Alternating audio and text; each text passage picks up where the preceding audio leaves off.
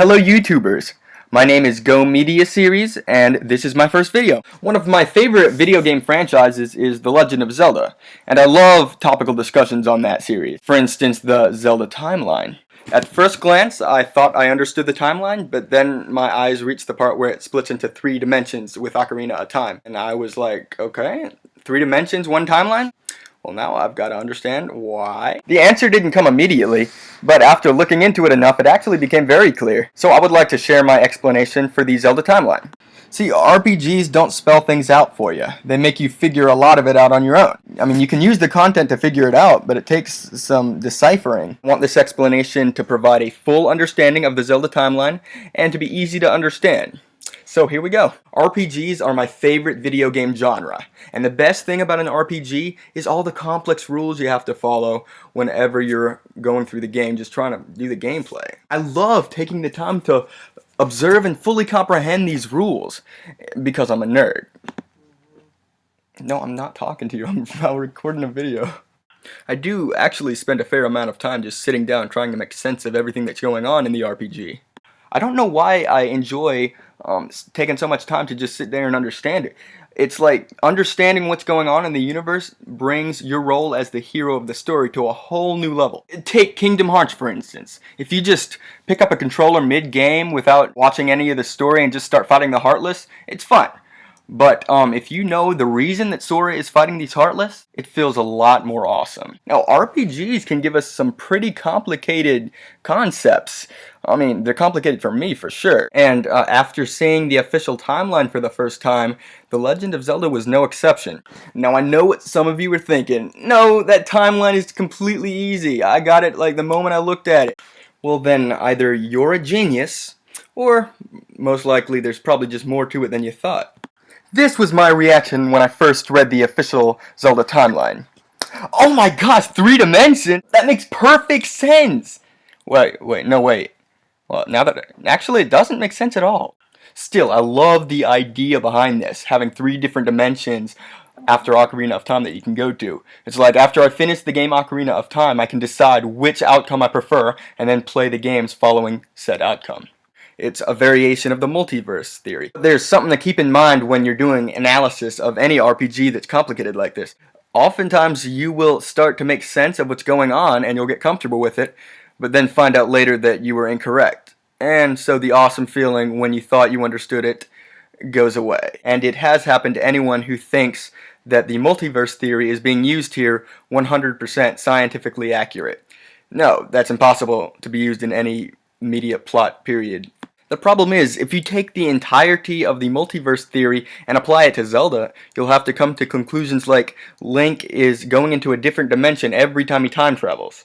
And if he's doing that, then he's leaving behind and letting suffer a different dimension every time he goes to a new one. Which, at that point, he can only save 1 dimension. Who cares? Now, the multiverse theory is definitely what's going on here with this concept, but it's more like a simpler version of the theory that can better serve the plot. The real one would be impossible to serve any plot. Now, as given to us in the Hyrule Historia book, the events of Ocarina of Time can lead up to 2 different outcomes, which lead to 2 different dimensions. In the first outcome, Link defeats Ganondorf in the final battle. In the other outcome, Ganondorf triumphs and succeeds in his evil plot. The scoundrel! So we have 2 different dimensions, the multiverse theory. However, this next one's a little more complicated. The dimension in which Link defeats Ganon is further split into 2 more dimensions. After Link defeats Ganon, he returns to his original time as young Link. Why does he have to do this? Because, to put it simply, he has a time hole in his life, and he has to fulfill that time hole. So he goes back in time to return as young Link, and he goes back far enough so that he and Zelda can take action to prevent any of Ganondorf's schemes from occurring at all. So all of Ganondorf's schemes are wiped out of existence. They no longer exist in the future. And Hyrule continues living on peacefully without Ganondorf's reign of terror. So Link and Zelda changed the given future. But here's where it gets tricky. This is what you have to get. Changing the future did not erase the existence of the dimension where Ganondorf plots his schemes, because you can't destroy dimensions, they still exist. Changing the future simply led Link to a new dimension, where it's peaceful without Ganondorf's schemes. And the dimension where Link fought Ganondorf still exists. Good thing he won. Assuming I counted correctly, there should be roughly one, two, yeah, I thought so. 3 dimensions. Thinking about more dimensions really doesn't do any good. There's no proof of them or their existence, and frankly, it doesn't do anything for the plot. So now we fully understand the Zelda timeline, and we can actually answer a question that I know some people think is unanswered, but it's answered. And that question is Link's disappearance. For those who don't know, in the dimension where Link defeats Ganondorf, Hyrule History shows that Link disappeared. Well, the first half of Link's disappearance is obvious. Link returns to become young Link. But why did he disappear? I mean, if he just went back to be young Link and lived his days out all the way until he was an adult Link, then adult Link would have still remained even after he went back to become young Link. Mind blown. So what happened was, adult Link returned back to become young Link, and he never grew into adult Link in that dimension.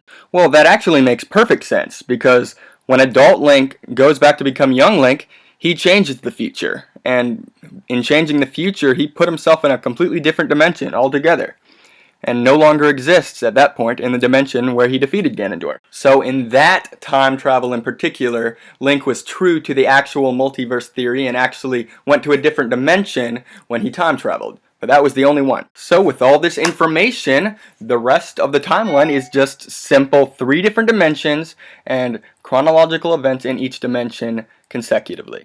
And we're done. And I gotta say, I love this timeline. It was awesome to find out that all of the Zelda games were actually connected. Because before I thought that half the Zelda games were standalones and the other half were just some kind of sequel to Ocarina of Time. I did not think it was possible for them all to be in one timeline. I mean, personally, it only makes sense that you keep all your sequels in one timeline. Yeah, I'm looking at you, Final Fantasy. Thank you so much for watching, and I hope this was helpful for any of you who were skeptical about what was going on in that timeline, right? If any of you have any questions, comments, or you want to tell me I was wrong about something, let's hang in the comments section. Feel free to message me, and y'all have an awesome day.